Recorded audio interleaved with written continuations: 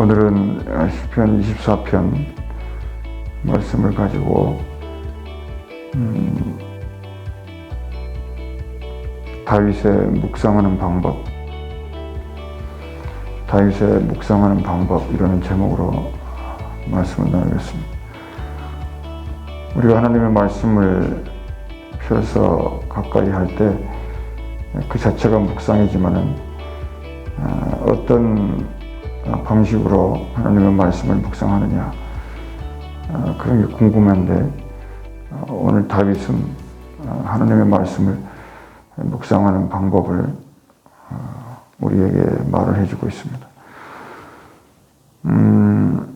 거기 1절 말씀에 뭐부터 묵상을 시작하냐면 땅과 거기에 충만한 것과 그리고 세계와 그 가운데에 사는 자들은 다 여호와의 것이다. 그 무슨 얘기예요? 제일 먼저 생각해야 될 것은 우리의 주인이 누구냐 이거를 묵상하라는 거죠. 그러니까 우리는 하나님은 창조주고 우리는 피조물이다. 그래서 주인이 주인 뜻대로 한다.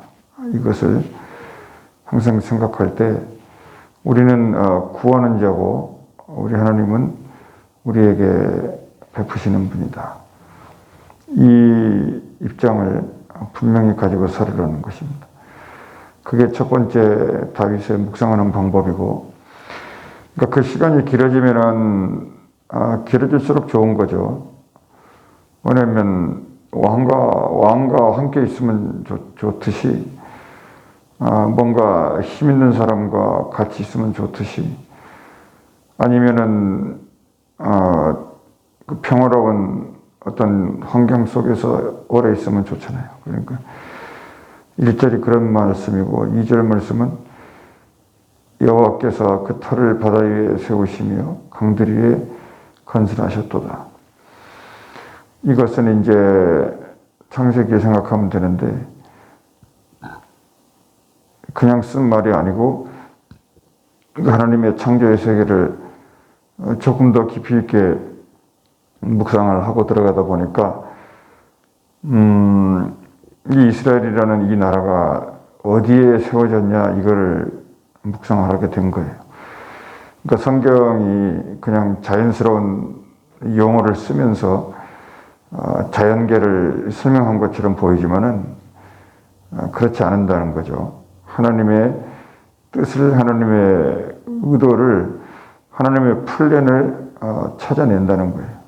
그게 성경에 기록되어 있으니까 그거를 찾아내는 거, 이게 묵상이라는 거죠. 뭐 참 아름다워라, 이 찬양하고 있으라는 게 아니에요.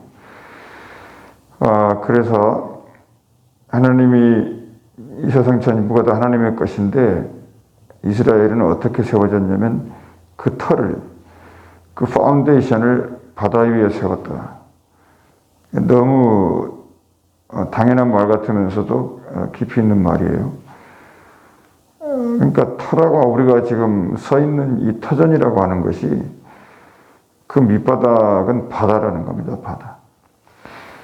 그러니까 우리가 배를 타고 바다를 볼 때 그 올라와 있는 섬들이 그게 크면은 대륙이고 작으면 섬이잖아요. 근데 그 밑바닥에 뭐가 되어 있냐면 그게 바다예요, 바다.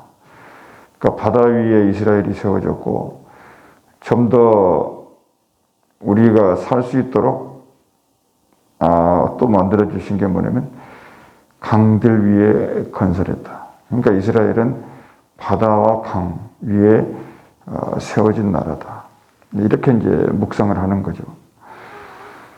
그 1절 말씀은 그런 거예요. 여호와의 것이다 이럴 때 그것은 태초에 하나님이 천지를 창조했다. 그 얘기를 다윗의 묵상하는 언어로 1절은 이렇게 표현을 바꾼 겁니다.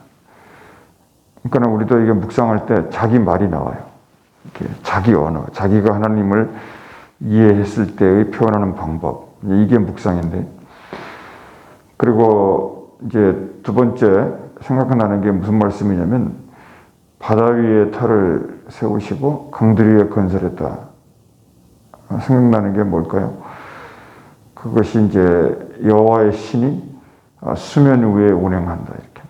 그러니까 무슨 그 여호와 하나님을 신으로 고백하는 거죠. 신. 그러니까 신이라는 게 뭐예요? 사람이 아니라는 거예요. 사람이. 그 신이 우리하고 릴레이션십을 갖기 시작하셨다. 이것만 묵상해도 그냥 평범한 이야기는 아니잖아요. 그러니까 그 수면 위에 운행하신다. 그러니까 하나님은 어떻게 움직이시냐면 어차피 세상을 생각할 때 물 위에 세워졌으니까 그건 당연한 얘기죠. 그것을 알아들었냐 이거예요. 그러면 하나님이라는 영도 물 위에서 움직이신다 그 말이에요. 그래서 성경은 이 물이 두 가지로 나오는 거죠.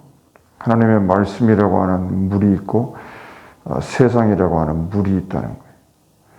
그래서 하나님의 천사들은 이 하나님의 말씀이라는 물을 지키고 보호하고 수종들고 그 말씀이 이루어지도록 하기 위해서 있는 그런 천사고, 또 한쪽에서 이 타락한 천사들은 세상의 물을 갖고 세상 노릇하고 세상 주인 역할하고 하나님의 일에 대해서 반대하고 거부하고 하나님의 나라를 무너뜨리는 세상 나라의 그 자원으로서 물을 쓴다는 거죠. 다른 말로 하면 천사들의 물은 영적인 물이고 이 악마들의 물은 이게 세상에 눈에 보이는 물이라고 하는 거예요. 우리가 이렇게 바닷물이 눈에 보이잖아요. 그런 물을 악마의 물이다. 그리고 그 물, 그리고 말씀 위에서, 이 말씀이라고 하는 물 위에서 하나님의 빛으로 운행하는, 하나님의 신이 운행하는, 그래서 하나님의 말씀이 무슨 뜻인가를 깨닫게 해주는 그런 일을 하는 것이 다윗이 생각하는 이스라엘의 하나님이다. 그 하나님을 다윗이 만났을 때 뭐라 그러냐면, 이스라엘의 하나님은 나의 주다. 아도나이. 나의 주다. 이렇게 말했다는 거예요. 그리고 이제 세 번째는 3절에 여호와의 산에 오를 자가 누구며 그의 걸어온 곳에 설 자가 누구인가. 근데 이렇게 점점 이제 묵상을 날카롭게 이제 좁혀가는데 여호와의 산에 오를 자가 누구냐. 그러니까는 바다 위에 건설했는데 맨 높은 곳에 이름을 하나님의 산이다 이렇게 불렀다는 거예요. 근데 결국 구원이라는 게 거기 오를 자가 있어야 되는데 세상의 물 위에 세워진 나라들은 절대 그거를 생각할 수도 없고 생각할 필요도 없고 생각하면 나가 떨어지는 거죠. 근데 누가 올라야 되냐면 수면 위에 운행함을 아는 사람들. 그 1장 2절에 그 허탄하고 공허한 인간들 말고 수면 위에 운행하는 것. 하나님의 신이 수면 위에서, 물 위에서 내게 알려줌을 경험한 사람. 이 사람들이 오른다 그 말이에요. 여호와의 산에. 당연한 얘기고, 그리고 여호와의 산은 다른 산하고 달라서 무슨 산입니까? 거룩한 산이죠. 그러니까 그의 거룩한 것에 설 자가 누구냐. 이게 우리의 묵상의 목표라고 하는 거예요. 이게 그 신앙생활의 목표라는 거고 인생의 비전이라는 겁니다. 그걸 설명해 주는데 4절이 그겁니다.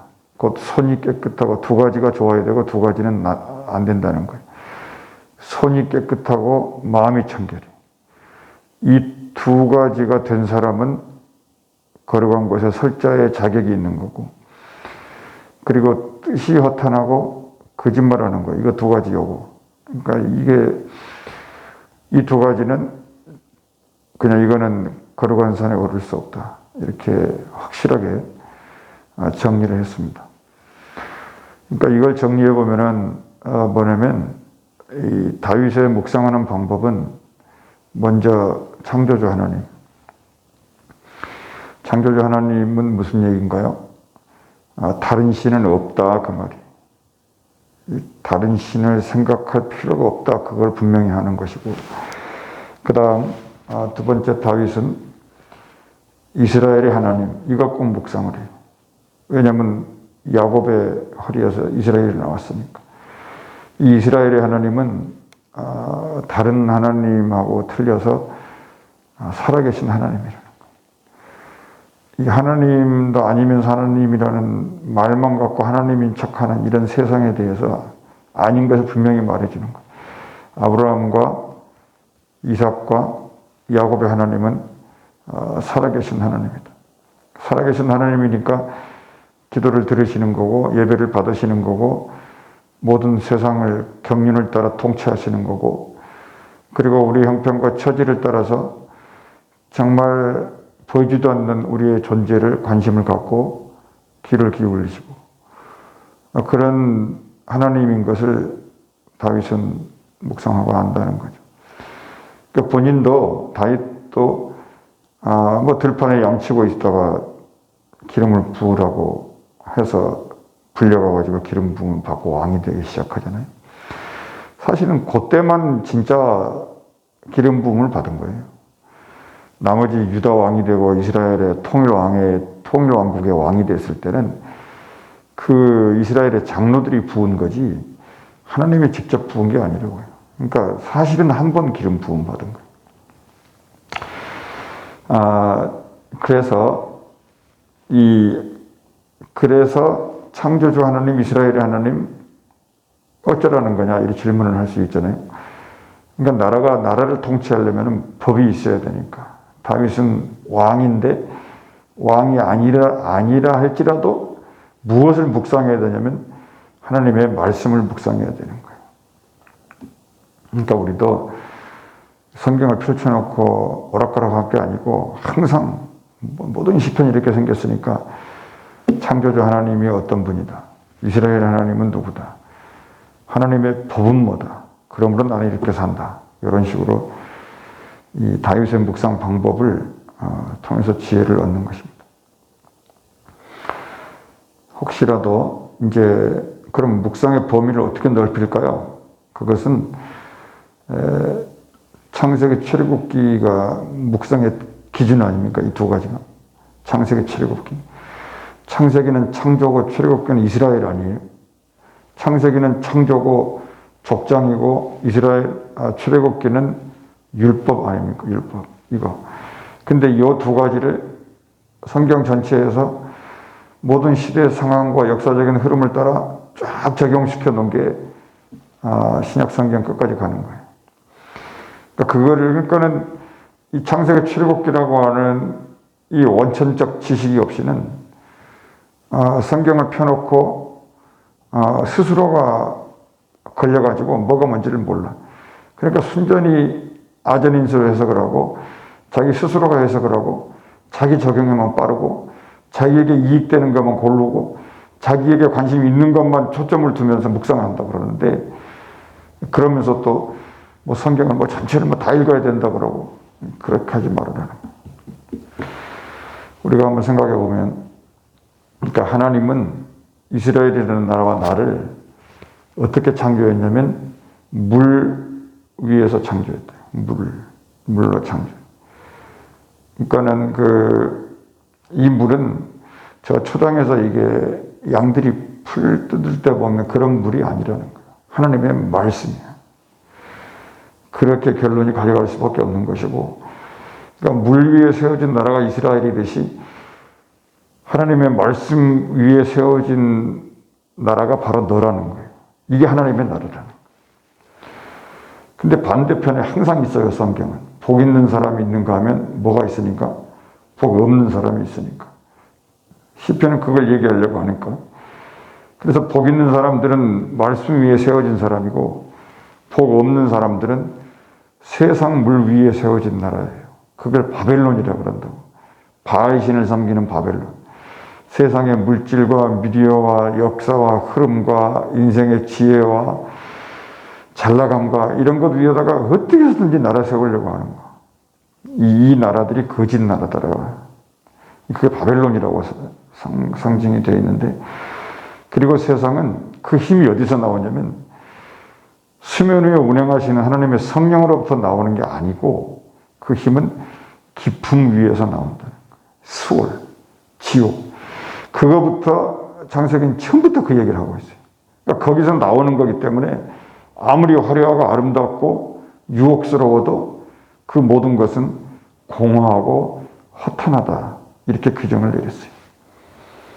이렇게 정신 바짝 차려야 되고. 그래서 이거를 다윗이 이 시편 24편에 이런 일을 너무 묘사를 이렇게 잘해놨고, 이게 다윗이 이런 사색을 했다는 것이 얼마나 또 감사합니까? 그래서 시편은 복 있는 사람은 이렇게, 복 없는 사람은 이렇게 나누는 것입니다. 그래서 아까 4절에 손이 깨끗하고 마음이 청결한 이런 경우는 하나님의 법이죠, 법. 한마디로 말해서 출애굽기 20장에 있는 하나님의 법이 이루어진 사람, 이 사람을 거룩하다 이렇게 말했어요. 그리고 하나님의 법이 이루어지지 않다, 이거를 더럽다 이렇게 얘기했다고요. 그러니까 이 더러운 귀신들이 돌아다니는 예수님 말씀이 그런 얘기예요. 불법하고 말씀도 없고 자기들 마음대로 성경을 읽고 해석하고 이게 진리라고 말하는, 이게 예수님 생각할 때는 속상하다는 얘기였어요.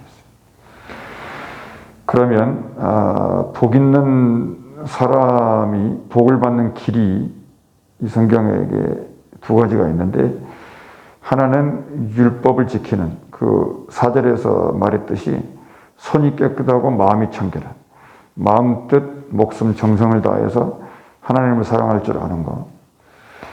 이거 하여튼 모든 걸 다 해가지고 말씀 율법을 사랑할 줄 아는 거, 이게 복을 받는 첫 번째 비결이에요. 그 첫 번째 샘플이 누구였냐면 아벨과 제사. 그 아벨이 그런 사람이었다고. 그리고 두 번째는 이건 복음인데, 복을 받는 사람은 예수의 빛을 받는 사람이에요. 예수를 만난 사람, 예수를 믿는 사람, 이 사람이 복 있는 사람이에요. 그러니까 왜 예수를 믿는 게 복이냐면 내 안에 예수가 들어오기 때문이에요. 율법은 내 안에 들어올 수가 없거든요. 예수는 내 안에 들어올 수 있는 거예요. 그러니까 에베소서 5장 26절 같은 데 보면 이런 게 있어요. 물로 씻어 말씀으로 깨끗함을 입고 거룩함을 입은 자. 이게 예수를 믿는 자라고. 그러니까 예수님이 그 일을 하시는 거예요. 물로 일단 씻겨. 그리고 말씀으로 우리를 거룩하게. 오늘 말씀에 거룩한 산에 오를 자 누구냐? 누가 이 일을 하는 거예요? 예수님이. 이게 이제 복 있는 사람이 걸어가는 과정이라는 겁니다. 이 예수가 영광 그 자체잖아요. 히브리서 1장 3절에 보면은 그리스도가 하나님의 영광이에요. 왜? 그는 근본 하나님의 본체이고 영광의 광채라 그러잖아요. 이 영광의 빛이 우리 안에 반드시 들어와야 되는 게 왜 그러냐면, 그 빛이 들어오지 않고서는 내 옛 주인들인 이 어둠들이 도망갈 준비를 안 해요. 빛이 확 비춰버려야 이 어둠들이 왕노릇하고 있다가 전부 없어지는 거죠. 전부 도망가는 거예요. 그 도망가는 과정 속에서 인생의 심미적이고 영적이고 육체적이고 이런 모든 것들이 엄청 어렵고 힘듦을 당하는 거예요. 그게 이 옛 주인이 가만히 안 가니까 전부 그냥 엉망을 해놓고 도망갈 거니까. 그러니까 그게 하루아침에 끝나냐면 그렇지 않은 것 같아요. 계속 그 지진이 일어나면은 여진이 일어나고 폭설이 내리면 잔설이 있듯이 막 인생이 뭔가 한 방에 끝났으면 좋겠는데 그렇지 않다. 이 예수님은 한 번에 우리의 죄를 없앴지만은 우리 인생은 이게 죄들이 여전히 자리 잡고 있어가지고 일생 내내 싸우라고 그런 하나님이 남겨놓으신 거다. 그러니까 이게 성경을 이렇게 연구하다 보면 이게 막 성경이 뭐 이게 기록되어 있어요, 저게 기록되어 있어요. 이걸 기록물을 자랑하려고 써 있는 책이 아니에요. 그 기록 속에 복을 담아두었다고. 뭐 다윗이 어쨌다 이거를 말하려고 하는 게 아니라 그 다윗의 행태를 통해서 거기에다가 복을 담아두었어요. 그래서 그 복을 발견하고 그 복을 가진 자를 복 있는 사람이다, 이렇게 불렀다고 하는 것이죠. 그래서 생각을 하면 자연스러운 얘기인데 5절, 6절 보면은 이유가 설명됐어요. 여호와를 찾아라. 이제 여호와를 찾는 족속이다. 우리가 그 세상 그 물, 세상 햇볕, 세상 달 뭐 이런 거 보고 뭐 여호와는 광대하시다 자꾸 그러지 말고 하나님의 말씀 속에서 여호와를 찾아라. 6절에서 다윗이 그렇게 얘기했어요. 야곱의 하나님의 얼굴을 구해라, 이거예요. 그러면 셀라 그러잖아요. 그러니까 이걸 발견했다는 거예요. 셀라, 그 말은 다윗이 묵상 중에 이게 결론이다, 이런 뜻이에요. 엄청 세게 소리를 지르거든요, 여기서. 그러면서 이제 그 예루살렘 그 궁전이나 성전에 사방팔방에 문이 많잖아요.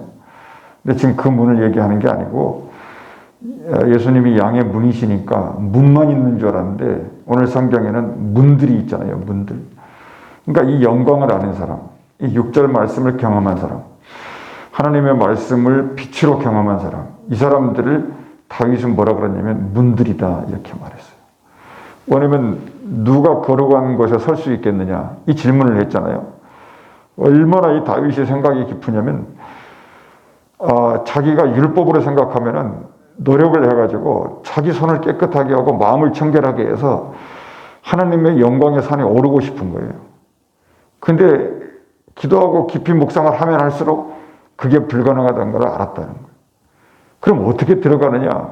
그 답을 여기다 써놓은 거라고요. 이게 메시아를 만난 거죠, 이런 게. 이게 그리스도를 만난 거예요. 이런 걸 그리스도를 만났다 그래요. 그러니까 그 오래전에 예수 오기도 전에 이렇게 일을 일어났다는 거예요. 그러니까 뭔 얘기냐면 여호와의 산에서 야곱의 영광을 가지고 계신 하나님이 빛으로 우리 안에 오셔가지고 우리를 데리고 영광의 나라로 데리고 간다는 것을 이렇게 정확하게 복음을 얘기해놨어요, 다윗이.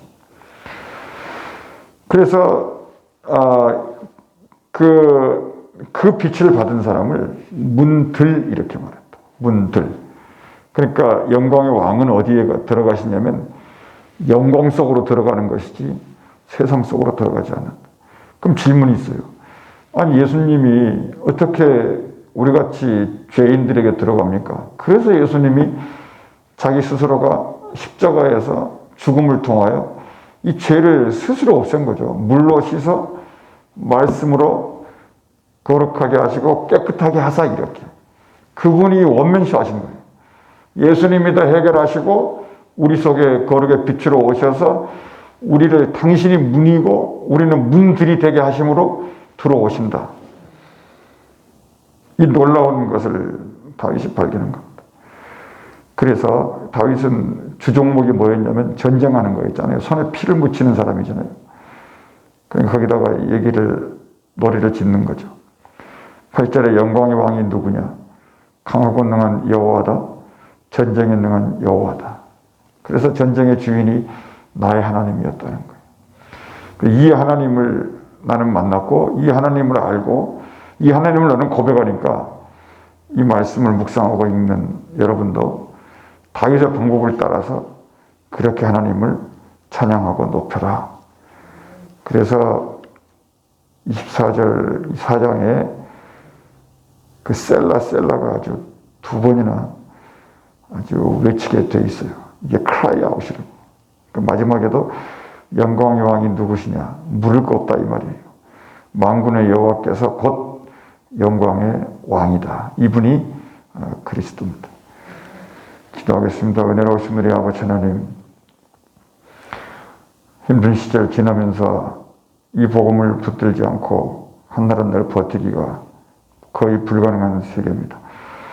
하나님, 우리를 영육간의 영혼, 몸 모든 것으로 넘어뜨리려는 이 바벨론의 세력들과 이 악한 것들의 눈에 보이는 이 세력들의 이 도전 앞에 묵성의 끈을 놓치지 않게 하시고 하나님을 믿는 믿음이 이겨서 영광을 돌릴 수 있는 저희들이 되게 하시옵소서. 예수님 이름으로 기도하옵나이다.